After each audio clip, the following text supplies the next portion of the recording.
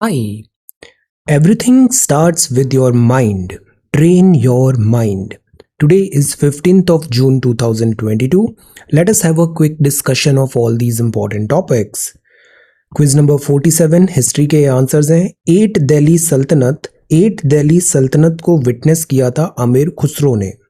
जहांगीर के टाइम पे उस्ताद मंसूर एक फेमस पेंटर थे। तुलसीदास जी जो ऑथर हैं रामचरितमानस के, कंटेम्पररी थे मुगल रूलर अकबर के।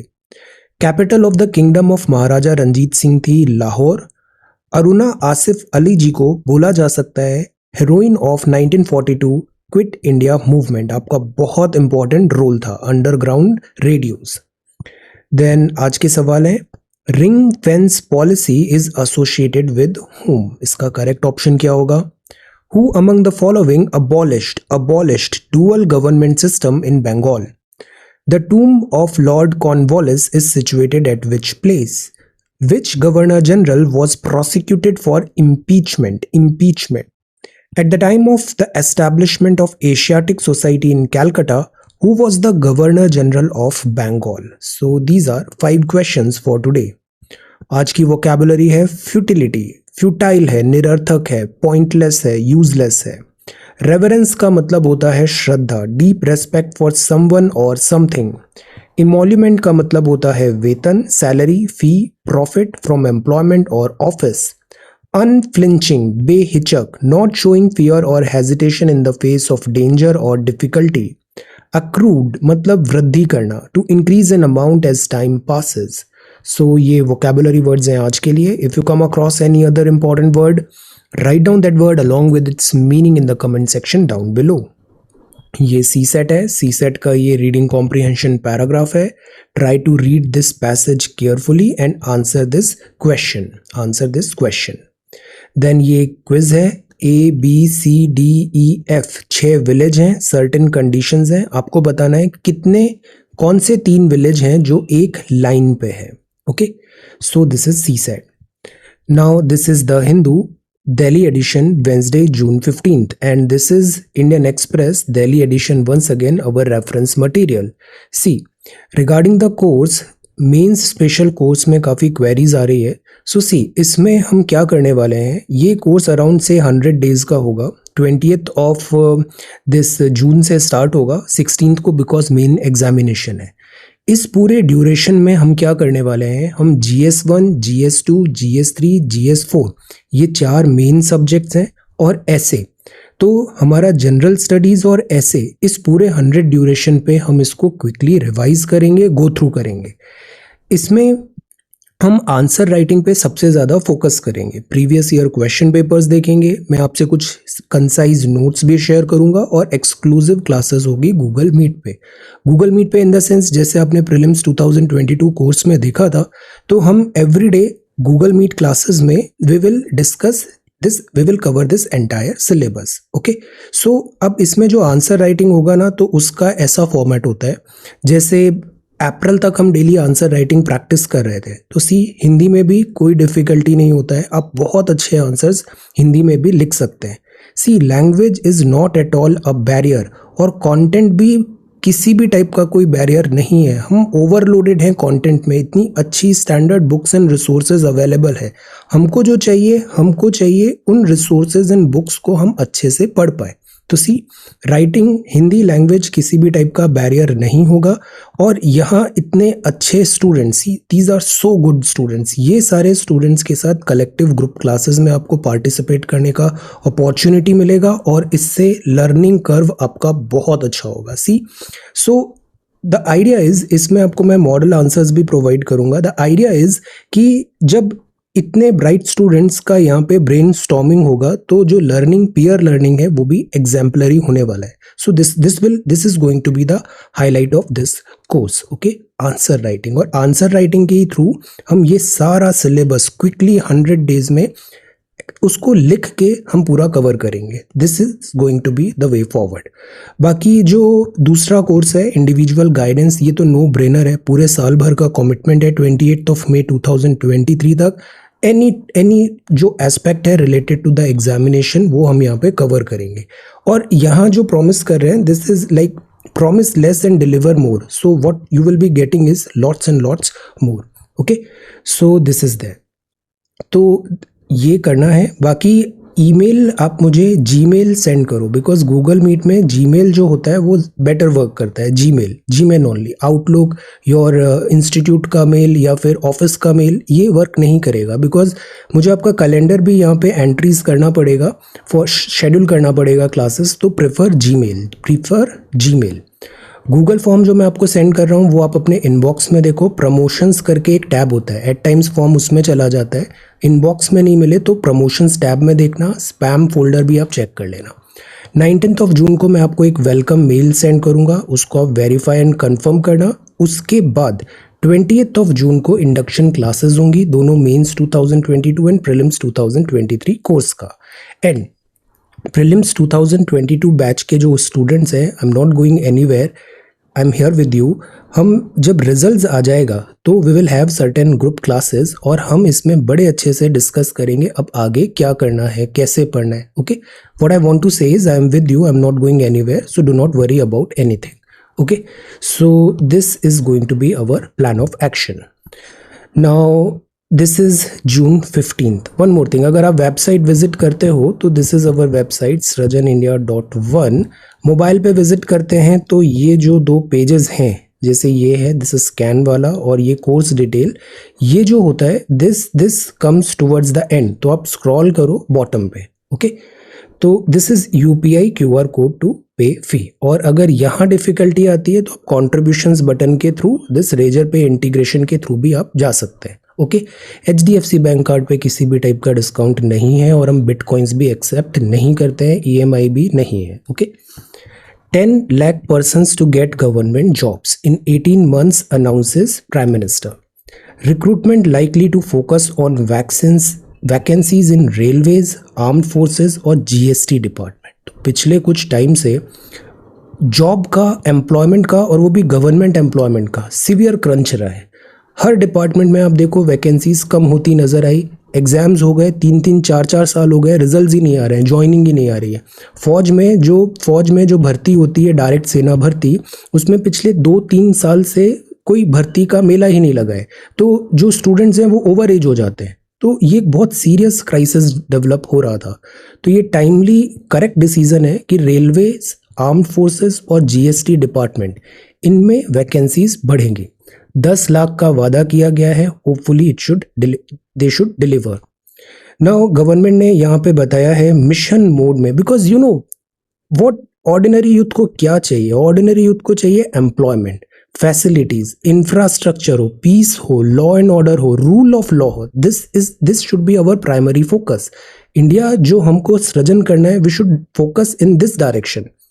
तो government would be recruiting 10 lakh personnel with the next 18 months. Very good. और बिकॉज रिक्रूटमेंट ड्राइव जो डीरेल हुआ था, कोविड का crisis etcetera, the point is वापस दिस एम्प्लॉयमेंट अपॉर्चुनिटीज बढ़ेंगी गवर्नमेंट जॉब्स में. गुड. और ये नेसेसरी भी है. हमारे यहाँ बहुत पोस्ट एम्प्टी है. इवन जो IAS IPS है ना, ये भी बहुत स्ट्रेस्ड है. जो प्रॉपर यहाँ पे रिक्वायरमेंट है वो फुलफिल नहीं है. इवन जो फौज में भी ऑफिसर्स की जितनी ज़रूरत है वो सीवियर शॉर्टेज है. So we should open up. We need more these officers, we need more vacancies हैं, उसको फिल करना ज़रूरी है. तो देखो सैंक्शन पोस्ट का ये डेटा दिया है. This is there. प्रॉब्लम है अनएम्प्लॉयमेंट को कम करना ज़रूरी है. ये सबसे बड़ा चैलेंज है आज की डेट में. जो सबसे बड़ा इशू होना चाहिए वो होना चाहिए अनएम्प्लॉयमेंट को टैकल करना. पैंडेमिक और इकोनॉमिक कॉन्सिक्वेंसेस के कारण ये चीज़ें वर्जन हुई थी. तो this is some good news कि गवर्नमेंट ने अनाउंस किया है वो एम्प्लॉयमेंट अपॉर्चुनिटीज ज़्यादा प्रोवाइड करेगी गवर्नमेंट जॉब्स में, प्राइमरली रेलवे, आर्म्ड फोर्सेस और GST डिपार्टमेंट में. इसी से रिलेटेड एक और डेवलपमेंट हुआ है और वो है this new scheme, Agnipath scheme. जैसा मैंने अभी बताया, भर्ती नहीं हुई है बहुत टाइम से. तो अभी गवर्नमेंट एक्चुअली, इसका रीज़न ये भी था, कोविड-19 तो है, एक रीज़न ये भी था कि जो हमारी आर्म्ड फोर्सेस है, गवर्नमेंट इज ट्राइंग कि उसको जो पर्सनल हैं वो कम हो, लीनर मीनर टाइप वहाँ पे दिस टेक्नोलॉजी ड्रिवन करने की कोशिश हो रही है. तो जो ब्लोटेड हो जाती है आर्म्ड फोर्सेस, उसको करेक्ट करने की भी कोशिश हो रही है. सो ये भी एक रीज़न था कि वैकेंसीज कम आई. अब अग्निपथ नाम का एक नया स्कीम दिया गया है। तो इसमें क्या होगा कि जो यंगस्टर्स हैं मतलब कम एज के 17-18 साल, उनको अग्निवीर की तरह जो फौज है उसमें एडमिशन मिलेगा। सोल्जर्स, सेलर्स, एयरमैन, ये सब अग्निपथ स्कीम के थ्रू उनको एनरोलमेंट मिलेगा। पैन इंडिया रहेगा, मंथली इमोल्यूमेंट्स भी अच्छे रहेंगे, सेवा निधि पैकेज भी रहेगा, 100% अपॉर्चुनिटी होगा 4 साल वर्क करके वो परमानेंट काडर में भी जा सकते हैं, रेगुलर ऑफिसर ऑफ फौज, या फिर वो दूसरे डिपार्टमेंट में भी एब्जॉर्ब कर लिए जाएंगे। एज लिमिट होगा 17.5 से 21 साल और रिक्रूटमेंट जो होगा वो 4 साल के लिए होगा, इंक्लूडिंग पीरियड, ट्रेनिंग पीरियड, और प्रोसेस में कोई ऐसी चेंजेस नहीं होंगे। तो ये कुछ पैसे हैं, जैसे बेसिक पे 30,000 रहेगा, इन हैंड 21,000 आएगा, फिर सेकेंड थर्ड, इस तरीके से 4 साल 17.5 से 21 इतना तनख्वाह मिलेगा। देन लाइफ कवर मिलेगा, डिसेबिलिटी एट्रीब्यूटेड टू सर्विसेज होगा, डेथ एट्रीब्यूटेड टू सर्विसेज भी होगा, और इसके बाद ये सेवा निधि पैकेज में मिलेगा। सो द आइडिया इज कि जो फौज है उसको भी यंग बनाओ, बिकॉज ऑब्वियसली जो यंगस्टर्स होते हैं वो फिजिकली ज़्यादा एक्टिव होते हैं, स्ट्रेंथ ज़्यादा रहती है उनमें, तो वो बेटर फाइटर बन सकते हैं। तो ये सारी चीज़ें यहाँ पे करने का डिसीजन गवर्नमेंट ने लिया है। अभी की डेट में बस just know the name, this is Agnipath scheme. अभी इसमें बहुत सारे डिबेट्स होने वाले हैं, आर्ग्यूमेंट्स, काउंटर आर्ग्यूमेंट्स होने वाले हैं कि ये करेक्ट डिसीजन है या नहीं है, ये मिस फायर तो नहीं करेगा this entire scheme. So let us wait for some time. News को हमेशा ग्रेजुअली बढ़ना चाहिए, ये नहीं कि पहले दफ़े देखा और ओपिनियन बना लिया, डिसीजन पास कर दिया। नो, अभी let us grow with this news. So this is Agnipath scheme. Then जो नेक्स्ट है WPI इन्फ्लेशन मॉन्स्टर टीम नहीं हो रहा है, 15.9% is inflation, this is crazy. 14th month में भी अभी इन्फ्लेशन इतना है। अब ये कौन सी है? होलसेल इन्फ्लेशन है, होलसेल। एक होती है रिटेल। हेडलाइन इन्फ्लेशन कौन सी होती है? Tell. Okay, alright. So this is the front page of the Hindu. मैं कल के कमेंट्स डिस्कस करना भूल गया, so let us do it quickly. ये 14 जून का वीडियो था। सुमन ने कहा है क्लासेस टाइमिंग रेगुलर होगा, Monday to Friday most probably होगा, और इवनिंग में क्लासेस होंगी मेंस बैच का भी। देन इसका additive manufacturing, very good Sakshi is back, सारे answers correctly she answers. Then Sapna vocabulary, very good. Kesar, this is really good. Participate, जब चीज़ आप पार्टिसिपेट करते हो ना वो चीज़ आपको ज़्यादा याद रहती है। केवल 1 वे नहीं करना है, 2 वे करना है, take part. Aditi, this is really good, because इसमें क्या होगा, आपने उस आंसर को सर्च किया, देखा होगा 2-3 वेबसाइट में, उसको फाइंड आउट किया, देन यहाँ पे आपने टाइप किया, पोस्ट किया, ये चीज़ आपको ज़्यादा रिटेन रहेगी। Rahul, very good. Then Princy, RC पूरा सॉल्व किया है, CSET भी वंडरफुल। देन कॉलेज का रिजल्ट आ रहा है, it's all right, simultaneously UPSC preparation करना चाहिए। You won't believe there are students जो स्कूल से अभी प्रिपरेशन स्टार्ट कर दिए हैं, तो आप जितना जल्दी हो सके आप अपनी प्रिपरेशन स्टार्ट करो। Then this is Sakshi, Neha, very good. Afsana, thank you. Ajay, very good. Rahul, thank you. Ram Naresh and AK, Gaurav, Puneet, Sakshi, Rahul, Nikita, just visit the website और वहाँ पे सारे डिटेल्स मेंशन है। आंसर राइटिंग 20th से हम स्टार्ट करेंगे। Gautam, very good. So these were your comments. Okay, so this is the Hindu front page. अब editorial में आते हैं। कोल्ड कंफर्ट, रेगुलर टॉक्स हैं यहाँ पे। इन्फ्लेशन को टेम करना ज़रूरी है। इन्फ्लेशन, कंज्यूमर प्राइस इंडेक्स भी 7.79 पे था, अभी 7.04 है, तो ये भी ज़्यादा ही है।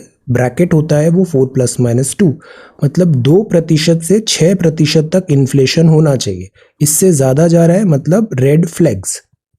इन्फ्लेशन ट्रांसपोर्ट कम्युनिकेशन कैटेगरी में CPI स्लो हुआ है थोड़ा, बट अगेन 9.54% है, तो there is no other thought कि इन्फ्लेशन को टेम करना should be the priority.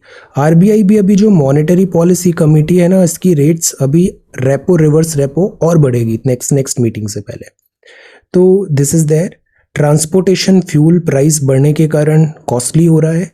Rural consumers भी जो है, एक टर्म होता है परचेजिंग पावर और एक होता है डिस्पोजेबल इनकम। एक्चुअली क्या होता है कि जैसे कॉस्ट ऑफ लिविंग है, शहरों में कॉस्ट ऑफ लिविंग ज़्यादा होता है। इफ़ यू आर गेटिंग से 10,000 रुपीज़, तो बड़े शहर में इस 10,000 में रहना डिफ़िकल्ट हो जाता है। वेर एज़ अगर रूरल प्लेसेस में आप जाओ तो वो 10,000 में मैनेजेबल हो जाता है, बिकॉज कॉस्ट ऑफ लिविंग ज़्यादा होती है। तो जो रूरल एरिया है वहाँ पे भी कॉस्ट ऑफ लिविंग बढ़ रही है, तो this is a cause of worry. बाकी दूसरा प्रॉब्लम है रुपी प्लंज हो रहा है, सक्सेसिव न्यू रिकॉर्ड लो हो गया अगेंस्ट डॉलर, डॉलर स्ट्रांग हो रहा है तो रुपी ऑटोमेटिकली वीकन हो रहा है। ट्रांसपोर्टेशन कॉस्ट एक्सपेंसिव होती जा रही है, क्रूड ऑयल का क्राइसिस है, देन रशियन क्राइसिस भी अभी एंड होता नज़र नहीं आ रहा है। तो इन टोटलिटी में इसको देखें तो इन्फ्लेशन अभी एक सबसे बड़ा मॉन्स्टर, सबसे बड़ा चैलेंज बना हुआ है इकोनॉमी के लिए।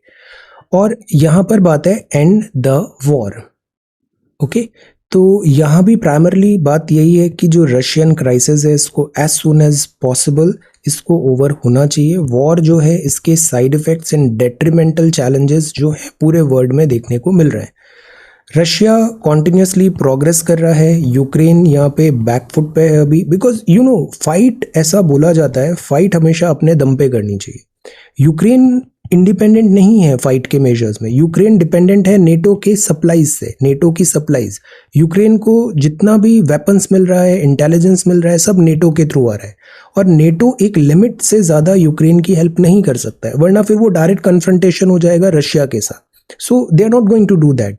Direct confrontation between Russia and NATO catastrophic होगा। So that is why there are limits. और यूक्रेन दैट इज वाई अभी बैकफुट पे नजर आ रहा है, और रशिया कॉन्टिन्यूसली अपनी यहाँ पे प्रोग्रेस आगे कर रहा है लैंड को this Donetsk and this Donbas region में। So this is there, let us see. अब इसमें MEA जो स्टेटमेंट्स दे रहा है हम उस पर एक टैब रख रहे हैं। यूक्रेन क्राइसिस के जो साइड इफेक्ट्स हैं, जैसे कि कमोडिटी प्राइसेस राइज हो रहा है, जैसे कि फ्यूल का प्राइस राइज हो रहा है, इन सब चीज़ों से वर्ल्ड वरिड है। Then this is the C factor. ये सी फैक्टर मैंने नारायण साहब से ही सीखा है, काफ़ी यूज़ करते हैं ये। The C factor in the Russia Ukraine war. See, there is little clarity about the extent to which both sides have cyber weapons। अब ये जो रशिया यूक्रेन वॉर है ना, रशिया यूक्रेन वॉर, ये एज अ केस स्टडी पूरे world की जो militaries हैं वो पूरी नज़र जमाए हुए हैं और यूक्रेन रशिया वॉर को बहुत केयरफुली स्टडी कर रहे हैं, बिकॉज इसमें बहुत बड़े लेसन्स हैं and a wise person learns from the mistakes made by other, ऐसा बोलते हैं ना। तो रशिया यूक्रेन में जो एरर्स हुआ, जो वॉर की टैक्टिक्स हुआ, रशिया से जो लैप्सेस हुए, यूक्रेन की जो स्ट्रैटेजी रही, क्या फिट हो रहा है, क्या डिलीवर हो रहा है, नहीं हो रहा है, ये एक बहुत बड़ा लेसन है सारे स्ट्रैटेजिस्ट एंड मिलिट्री स्ट्रैटेजिस्ट के लिए, रशिया यूक्रेन वॉर। तो इस केस स्टडी में बहुत सारी चीज़ें यहाँ पे हमें पता चली। पहले तो जो रशिया का रेस्पॉन्स है, जैसे अभी हमारी फौज को भी ज़्यादा टेक्नोलॉजी ड्रिवन, ज़्यादा इफ़ेक्टिव और ज़्यादा फास्ट करने की और कोलैबोरेट करने की between among the three forces ज़रूरत महसूस हो रही है। वाई? बिकॉज रशियन में हमने देखा lack of motivation, poor morale of the Russian forces, या फिर इसमें एक टर्म यूज़ किया है कॉन्स्क्रिप्ट्स। कॉन्स्क्रिप्ट्स क्या होता है कि जैसे इजराइल में होता है, हर किसी को 2 साल तक फौज में अपनी दिस सर्विस देनी होती है। So these people are called, ये जो ज्वाइनी होते हैं ये कॉन्स्क्रिप्ट्स होते हैं। अब जो कॉन्स्क्रिप्ट्स होते हैं ना, ये बाय लाइक खुद की विल से फौज ज्वाइन नहीं किया है, तो उनमें उतना मोटिवेशन नहीं होता है, और जिसने अपनी मर्जी से फौज ज्वाइन किया है वो एक बेटर सोल्जर होता है। तो कॉन्स्क्रिप्ट्स जो होते हैं अक्सर इनमें पार्टिसिपेशन दे अवॉइड, तो कॉन्फ्लिक्ट दे अवॉइड, तो ये एट टाइम्स अच्छे सोल्जर्स नहीं बनते। एब्सेंस ऑफ ट्रस्ट होता है rungs of the Russian armed forces में, बिकॉज जो जैसे CEO है और जो जवान है, जो सोल्जर है, इन दोनों के बीच में एक फिड्यूशरी रिलेशनशिप होता है, ट्रस्ट बहुत ज़्यादा इंपॉर्टेंट होता है। तो ये चीज़ यहाँ पे देखा। फिर रशियन जो वेपनरी है वो इनफेक्टिव दिखी एट टाइम्स, वो लाइक रेलिक टाइप नज़र आई। तो ये सारी चीज़ें थी, बट अगेन इसमें भी जजमेंट पास करना करेक्ट नहीं होगा, because we don't know Russia ने अपना यहाँ पर सारा स्ट्रेंथ यूज़ किया है या नहीं किया है। बिकॉज रशिया जो है ये अपने डिफेंस में जो ओवरऑल जो बजट ऑफ कंट्री है उसका अच्छा खासा पोर्शन डिफेंस में इन्वेस्ट करता है। तो रशियन जो मिलिट्री है, रशियन मिलिट्री हार्डवेयर है, उनकी अभी भी अच्छी रेपुटेशन है। द पॉइंट इज, क्या रशिया ने यहाँ पे अपनी फुल स्ट्रेंथ से वॉर लड़ा है या नहीं लड़ा है? The answer is no. Why? Because Russia, अगर आप कोई वेपन्स यूज करते हो ना, तो वो वेपन आपने यूज़ किया तो आपने अपनी अपनी स्ट्रेंथ कैपेबिलिटी को वहाँ पे एक स्टैंडर्ड सेट कर दिया कि मेरे पास इतनी स्ट्रेंथ है। अब जो एनिमी है वो इस स्ट्रेंथ को जान गया है, अब वो अकॉर्डिंगली प्रिपेयर करेगा। तो वॉर जो होता है उसमें हमेशा ये होता है कि hide your strength, play cool. तो दैट इज़ व्हाट रशिया ने यहाँ पे ट्राई करने की कोशिश किया। प्लस यहाँ जो सी फैक्टर है, C factor, this is not China, this is cyber warfare. Cyber warfare में क्या होता है, फौज का जो मोरल जैसे यहाँ पे डाउन हुआ, वो क्यों हुआ? बिकॉज साइबर वॉरफेयर, जैसे इंडिया में भी पास सम टाइम पे हमने डिफरेंसेस देखे, पास सम टाइम पे हमने जो डिफ़िकल्टीज़ देखी, उसमें ये जो साइबर वॉरफेयर है ये काफ़ी प्रोमिनेंट था। साइबर वॉरफेयर भी क्या होता है, बिकॉज इंटरनेट कंट्री स्पेसिफिक नहीं है, कोई एक ट्रेंड सेटिंग कर दिया, कोई कंटेंट इस टाइप का पोस्ट होने लग गए, या फिर एक डायरेक्शन देने लग गए कंटेंट इन न्यूज़ को। एट टाइम्स ये एक्सटर्नल फोर्सेस ज़्यादा होती है यहाँ पे एक्टिवली। तो साइबर वॉरफेयर से क्या होता है, डिफरेंसेस, फिशर्स जो होते हैं कंट्री, उसको एक्सप्लॉइट करने की कोशिश की जाती है, जो पब्लिक ओपिनियन है उसको बदलने की कोशिश की जाती है। आगे हम न्यूज़ मीडिया भी देखेंगे कि न्यूज़ मीडिया भी एट टाइम्स जो न्यूज़ जर्नलिज्म के एथोस होते हैं उसको फॉलो नहीं करता है। तो ये सारे जो फैक्टर्स है ना, पहले इसको एक्चुअल वॉर नहीं माना जाता था, बट आज की डेट में cyber warfare, social media engineering, news propaganda, ये एक नए टाइप ऑफ वॉरफेयर जनरेट हो गए। So that is why we need to do better, we need to learn lessons Russia Ukraine warfare में। माल न्यूट्रिशन एक बहुत बड़ा फैक्टर बन गया है। Malnutrition in India is a worry in modern scenario. Malnutrition क्या होता है कि न्यूट्रिशन में दो चीज़ होता है, quantity and quality. If the quality is not right तो से सर्टेन जो माइक्रो न्यूट्रिएंट्स है, वाइटामिन्स है, उसका लैक हो रहा है। तो कहने को तो ठीक है, वेट भी ठीक है, everything is looking good, but अगर डेफिशिएंसी है सर्टेन माइक्रो न्यूट्रिएंट्स का, या फिर हेल्दी डाइट नहीं है, तो वो पर्सन हमेशा लेथार्जिक फील कर रहा है, उसकी प्रोडक्टिविटी बहुत कम हो गई है। अक्सर स्टूडेंट्स में ऐसी चीज़ देखने को मिलता है, जैसे जो छोटे बच्चे होते हैं उनके अक्सर वर्म्स हो जाते हैं, या फिर उनको प्रॉपर डाइट नहीं मिल रहा है, स्टंटिंग हो रहा है, वेस्टिंग हो रहा है, तो वो स्कूल में भी अच्छा परफॉर्म नहीं करते। हाफ ऑफ द टाइम उनको नींद आ रही होती है, वो कॉन्सेंट्रेट नहीं कर पाते, उनका कॉग्निटिव एबिलिटी डेवलप नहीं हो पाता है। ये चैलेंजेस होते हैं। इंडिया में जैसे हम देखें, specially women and children, 75 years हो गए हैं, and this is a shame कि अभी भी हम न्यूट्रिशनल नीड्स को फुलफिल नहीं कर पाए। Nourish children are at a risk. Under nourish जो होते हैं वो अंडर परफॉर्म करते हैं स्टूडेंट्स। लिमिटेड जॉब प्रॉस्पेक्ट्स भी होते हैं। इसीलिए मैं प्रिपरेशन के टाइम पे भी सारे स्टूडेंट्स को बोलता हूँ कि आप अपनी हेल्थ का ध्यान रखो। अगर आप हेल्दी नहीं रहोगे ना, वैसे भी पढ़ नहीं पाओगे। So the point is first take good care of yourself. ये विशियस साइकिल चालू हो जाता है और इससे वर्क ऑब्वियसली इम्पैक्ट होता है। मेंटली एंड फिजिकली वो चैलेंज्ड हो जाते हैं और वर्क कैपेसिटी कम होती है। तो over the period of time इसमें इम्प्रूवमेंट हुआ है, पॉवर्टी भी कम हुई है, फूड में सेल्फ सफिशिएंसी हो गया। गवर्नमेंट स्कीम्स, अब ये नाम याद रखना है, NFHS 5 का डेटा जिसने बताया कि स्लो प्रोग्रेस हुआ है माल न्यूट्रिशन को दूर करने के लिए। अब ये चीज़ क्यों नाम याद रखना है, because mains is all about using these pointers. आप अपने से एक स्टेटमेंट दो, जैसे मैंने एक स्टेटमेंट दिया, इंडिया में माल न्यूट्रिशन का ये स्टेटस है। सेकेंड स्टूडेंट ने स्टेटमेंट लिखा, according to NFHS 5 report India में माल न्यूट्रिशन का ये स्टेटस है। बेटर क्या रहा, ये सेकेंड वाला रहा। तो जो मेंस कोर्स होगा ना, इसमें ऐसे हम 100-200 ऐसे बहुत अच्छी स्ट्रैटेजी सीखेंगे, जिससे आंसर आप वही लिखोगे, बट वो ज़्यादा सिलेबस ओरिएंटेड हो जाएगा, ज़्यादा स्पेसिफिक हो जाएगा और वो ज़्यादा नंबर फेच करेगा। 20 सवाल में अगर आपको एक नंबर भी इन स्टाइल से ज़्यादा मिल जाता है तो 20 क्वेश्चंस में 20 मार्क्स ज़्यादा मिलेंगे। 4 पेपर होते हैं, 80 मार्क्स ज़्यादा मिलेंगे। और यही 80 जो मार्क्स होते हैं, ये बहुत बड़ा नंबर है 80, और यही डिफरेंशिएटिंग फैक्टर बन जाता है। Okay, so these things we will try to learn. अब जैसे NFHS 4 का कंपैरिजन देखा, वेस्टिंग क्या होता है, तो ये 3 वर्ड होते हैं, बताओ, स्टंटिंग, वेस्टिंग और दिस अंडर माल न्यूट्रिशन, ऐसे करके यहाँ पर बच्चों में देखने को मिला। तो NFHS 5 का रिपोर्ट है, इसने भी बताया कंडीशन इज़ नॉट गुड। एक और जो प्रॉब्लम हो रहा है कि विमेन में एनीमिया है, आयरन का डेफिशिएंसी है। आयरन की डेफिशिएंसी से भी दिस जो जो प्रॉपर ऑप्टिमल परफॉर्मेंस है, वर्क है, वो नहीं कर पाती है। तो this also we can include with this gender empowerment. तो दैट इज़ वाई अक्सर आप स्कूल्स में देखो आयरन फॉलिक की टैबलेट्स दी जाती है, आयरन फॉलिक टैबलेट्स। तो the idea is healthy India ज़रूरी है। अब जैसे ये दो स्कीम हो गई, पोषण 2.0 और इसके अलावा दिस हॉलिस्टिक नरिशमेंट के लिए, और सक्षम आंगनबाड़ी, सक्षम आंगनबाड़ी, ये सारे कीवर्ड्स मैंने नोट्स में लगा दिए हैं। तो मेंस और प्रीलिम्स में ये डिफरेंस हो जाता है। प्रीलिम्स होता तो हम पोषण 2.0 की फाइन लाइंस पढ़ रहे थे कि इसमें क्या दिया हुआ है, कितना प्रोविज़न है, कैसे वर्क करेगा, किस मिनिस्ट्री के अंदर है। मेंस एग्जामिनेशन में हमें इन स्कीम्स का ब्रॉडर मैंडेट पता होना चाहिए और इसको यूज़ करना आना चाहिए। जहां माल न्यूट्रिशन, फूड सिक्योरिटी की बात आ रही है, आप तुरंत लिखो वहां पे पोषण 2.0 प्रोग्राम में ये लिखा है, सक्षम आंगनवाड़ी स्कीम में ये लिखा है। सो द आइडिया इज ये कीवर्ड्स आपके रिफ्लेक्ट होने चाहिए कॉपी में।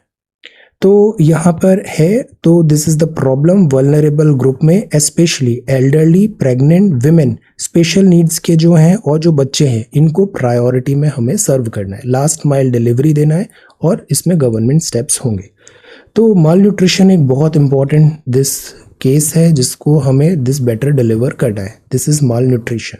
Healthy India is good India.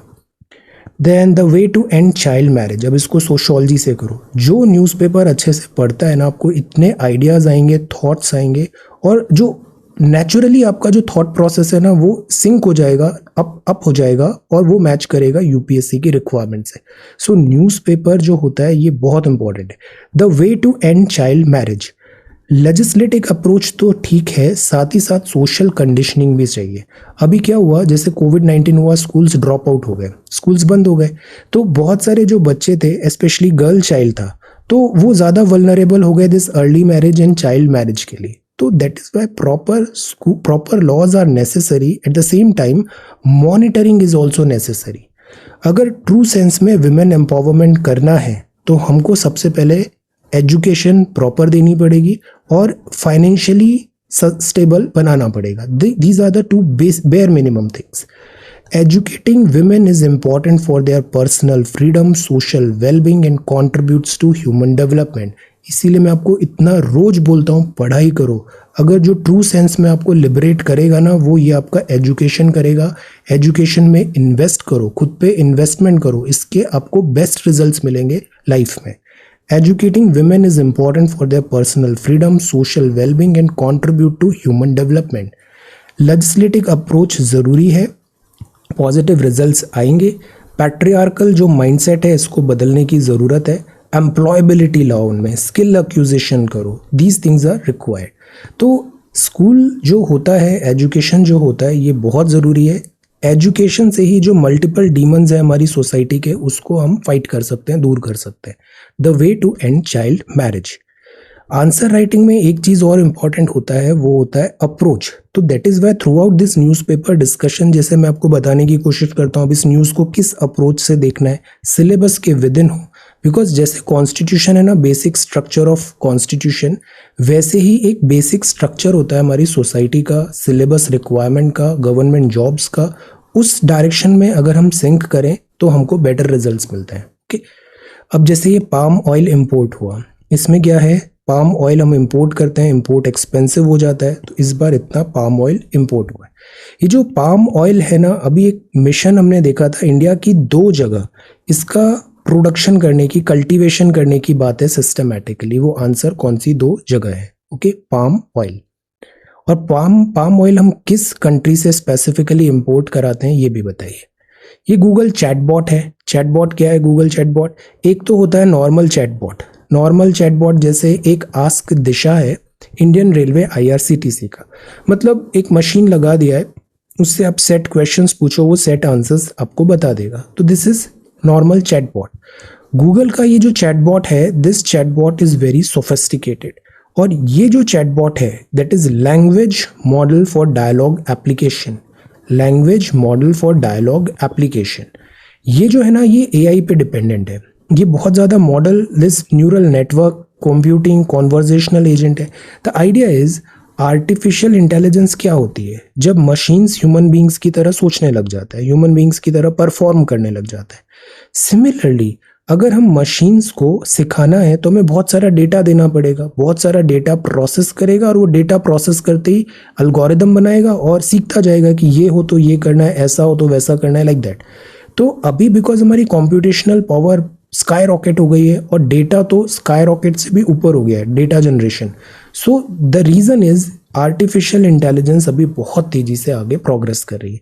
तो ये जो न्यू दिस गूगल का दिस LAMDA है, लैंग्वेज मॉडल चैटबॉट, ये AI इनेबल्ड है और रियल टाइम पे जैसे हम कॉन्वर्जेशन कर रहे हैं ना, ये इतना एफिशिएंट हो जाएगा कि वाइड वेराइटी ऑफ सब्जेक्ट्स में आप रियल 1-to-1 इससे कम्युनिकेट कर पाओगे। तो गूगल चैटबॉट। अभी कुछ टाइम पहले हमने एक और वर्ड देखा था, वो था सेकेंड ब्रेन। सेकेंड ब्रेन ये क्या होता है बताइए? न्यूज़ में संडे को ही देखा था I think. Second brain, second brain क्या होता है? Tell. Closer look at this Reuters Institute digital news report 2022। अब न्यूज़ में आज की डेट में सबसे बड़ी प्रॉब्लम क्या हो रही है? ऑथेंटिसिटी, ट्रस्ट नहीं आ रहा है। न्यूज़ में जो दिखाया जाता है वो प्रोपोगेंडा ज़्यादा नज़र आता है, प्रोपोगेंडा ज़्यादा नज़र आता है। तो जो न्यूज़ हैं इनकी व्यूवरशिप कम हो रही है। नियरली हाफ द कंट्रीज़ में जो सर्वे किया गया, पब्लिक स्पेशली, इवन जो व्यूज़ भी होता है तो वो न्यूज़ को न्यूज़ नहीं देते, न्यूज़ को एंटरटेनमेंट की तरह करते हैं, बिग बॉस की तरह देखते हैं। सो ये जो बात है वो क्रेडिबिलिटी का है। तो ट्रस्ट कम हो रहा है न्यूज़ में। हम जो देख रहे हैं हम उस पर हम जानते हैं कि दिस इज़ नॉट ट्रस्ट वर्दी, तो दिस इज़ देयर।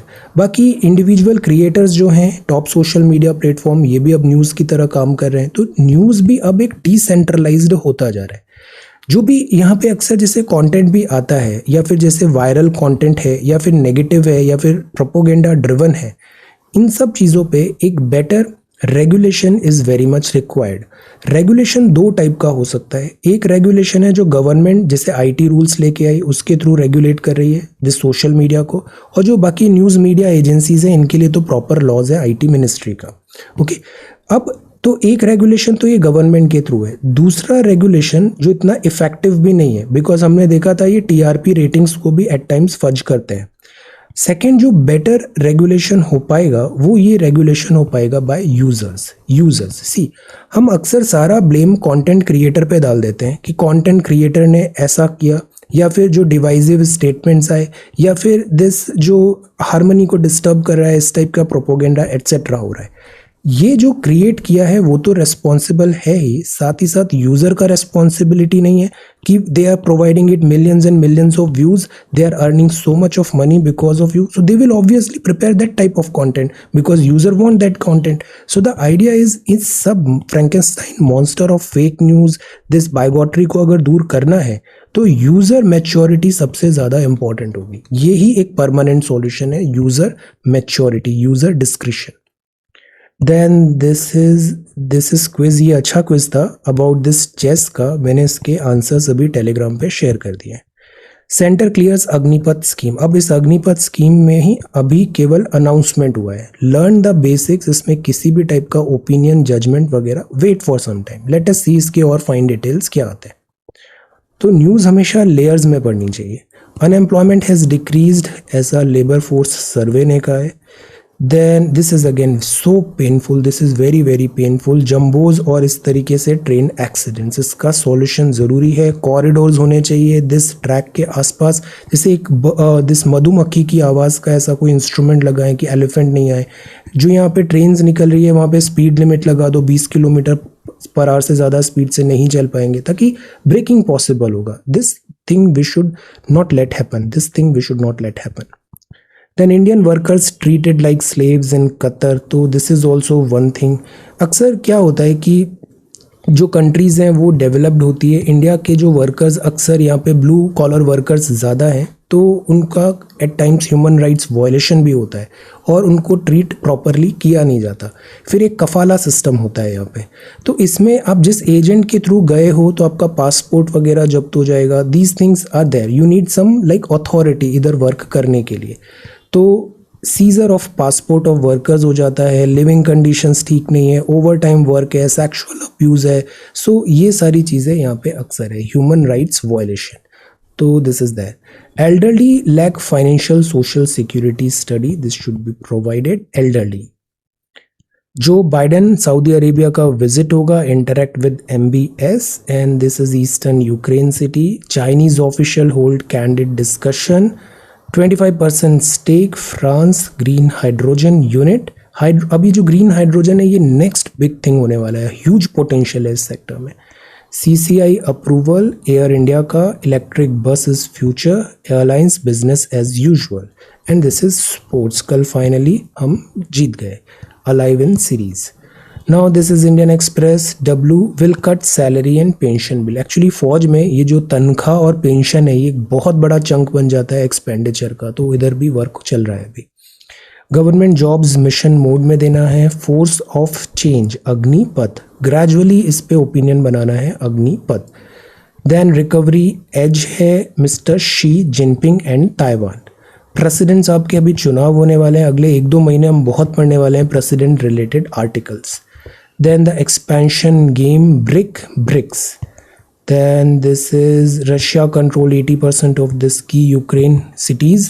AI का CHOP. This is chatbot and Labour Party. RBI board में ये 4 नाम अभी क्लियर हुए हैं. And green hydrogen is future. Explain में अगेन जो शुरू में हमने देखा अग्निपथ स्कीम के बारे में है, ये प्रोस्थेटिक लेग है. जैसे एक मैंने आपको जयपुर फूड बताया था, prosthetic leg suited for the way Indian sit and walk, adjustable and affordable. तो this is prosthetic leg. Then this is holy relics of Buddha. Mongolia में भी मिला है. बुद्धा हुआ, जैनिज्म हुआ, ये सब रिलीजन जो है इंडिया में इनका ओरिजिन है और they are very old religion. ये मतलब अभी 2000 से भी पहले, लाइक 600 BC के आसपास इनका ओरिजिन है. So these are like ancient religion. So this again tells कि इंडिया इतना prosperous and this civilisation value कितनी ज़्यादा है. ओके, सो ये दोनों हैं आज के न्यूज़पेपर और this is the discussion. Thank you so much for watching this video. Take care, study well and be safe.